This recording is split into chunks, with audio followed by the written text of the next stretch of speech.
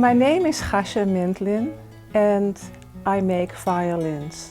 I've made about 50 instruments by now. I take a tremendous painstaking time for each instrument to be constructed. But my instruments have all had a very good sound. A home-based environment is very much an expression of oneself and very conducive of creating that kind of artwork which you really feel deeply connected to. Really the most important thing of being an artisan is that you allow yourself enough room to make each instrument unique for the moment that it is constructed. Whatever I do becomes more of a type of instrument which reflects what I put into it rather than what has been dictated before.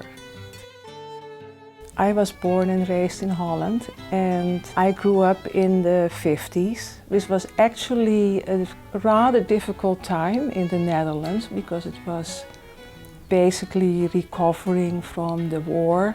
We didn't have a lot of toys, we had to provide for our own entertainment. And my mother, who played the violin, had collected a bunch of violins which to me were just the most wonderful and fascinating and mysterious things. I liked to basically learn how to put them back together, and I thought that would be just the most magnificent thing to do, and I felt always attracted to the instrument. It's a smaller instrument, but it also is a very difficult instrument to make well. The art of violin making is not a science, it is more a craft and an art. So you want to start out with the best wood possible that you can get or that you can afford. Because of the fibers in the different wood, how old it is, where the trees were grown, the weather, the density of the wood, the age of the wood. These are all things that are not set in stone. The backs are made of maple. It has a flame to it and it is a hardwood, and the tops are made of spruce. The spruce has a lot to do with the tone. It is also extremely strong, and the combination of these two woods makes basically the traditional violin. These woods I have bought in Europe. I've collected every single piece. I think I have about 70 or 80 violins and violas here, and I also have 2 cellos. When you start making an instrument, you basically, first of all, have to start out with your template. You build on that the inner mold inside the instrument. This is where you build your instrument around.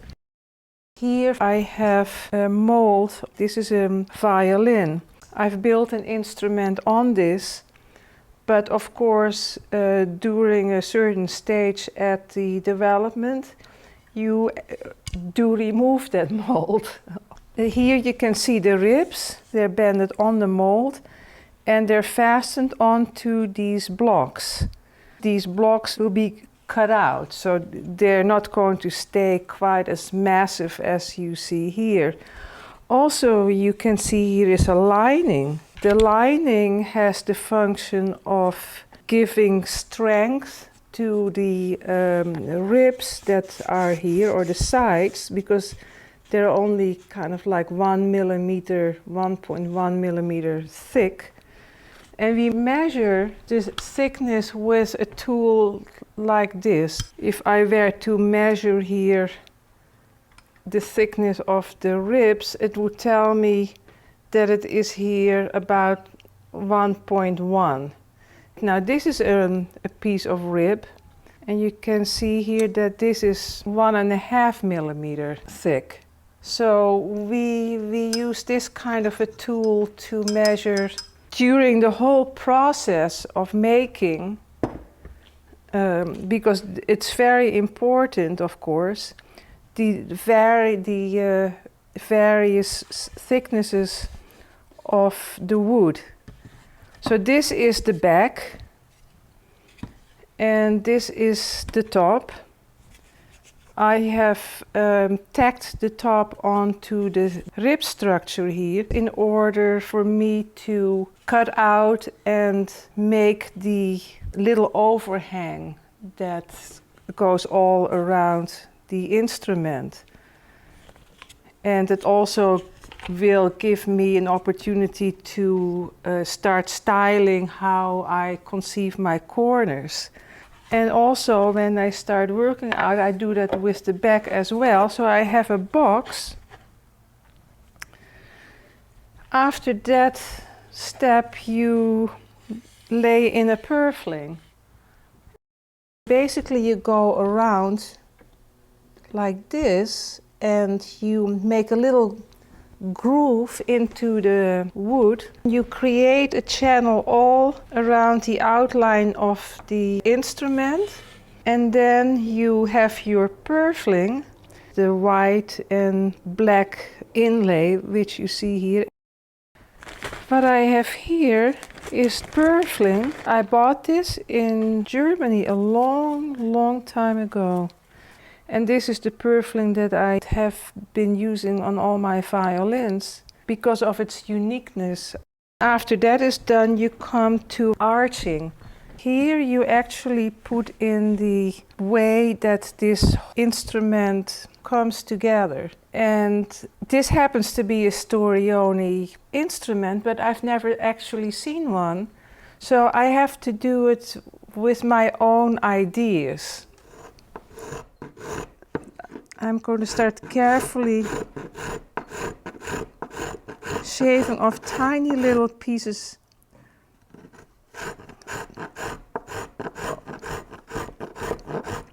I basically just, this is kind of a big one, and I have a whole bunch of them here. I kind of never know ahead of time which one I'm going to use.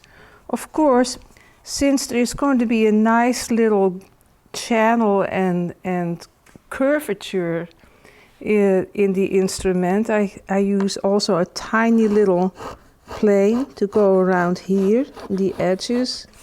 I do a lot of things by feel, because the hand seems to feel a lot more than sometimes the eye can perceive. I have the feeling I have to take off a little bit more here. So I take my plane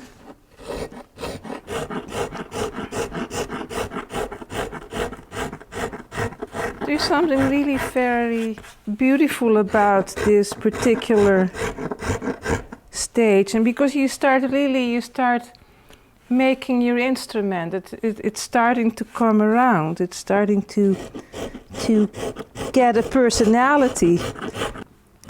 And now we actually start feeling what the instrument is going to look like. Not only has the curvature of the instrument an appeal and a beauty and an attraction about it, it also has influence on how this is going to sound. So there's actually a dialogue going on between the wood and between me. And here I have a gorgeous piece of neck block that is going to be the scroll for my viola. These are actually very, very important, and they are the crux of making a great violin. When you were to sand the surface, you would actually destroy the grain, and the little particles of the fiber would go into the wood. Basically, This works like cutting like a knife. You can make this surface totally smooth. That also helps with putting in your arching and that everything kind of flows together. You can actually see an incredible landscape come about, and the wood becomes very, very alive in here. It will really be the foundation of making a nice instrument. When you put a varnish on your instrument, you prevent the wood from deterioration, and secondly, you also protect your surface, because by playing it and sweating it and having it in a case and dragging it around all over the place, it becomes subject to wear and tear. The third purpose is to add beauty, enhance and embellish the instrument. Right. And you can actually see here it has a variation of color and depth into it. This has only had the first thin coat of a very thin oil varnish, and that is basically to isolate what I am going to do on it next, which will be putting on my colored varnishes. The varnish has a distinctive transparency to it, and also no matter how the light reflects on it, it will always be alive and it will always be different. If you look at it, it actually appears that you are looking into the wood and not on top of the wood, which gives it a very mysterious kind of a feel. This is a linseed oil varnish. The pigments, in other words, that are in the varnish are also of my own make. I extract these pigments from different plants and I make pigments out of it, which I grind into with a muller and then suspend into the varnish. Making your own natural pigments from plants, for example, you actually get a very warm color, which in no way you can obtain by anything that you buy. With making your own pigments and making your own varnish, you are much closer to a more natural and more pure process. It all harmonizes, all blends together, and not one step clashes with the next.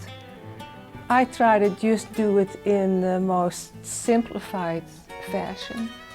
I think if you keep things simple and kind of direct and pure, it should hopefully all come together at the end. You know, it's all very nice, it's all very simple, and it is all very pure and natural. It's very beautiful, and I must say I just love this.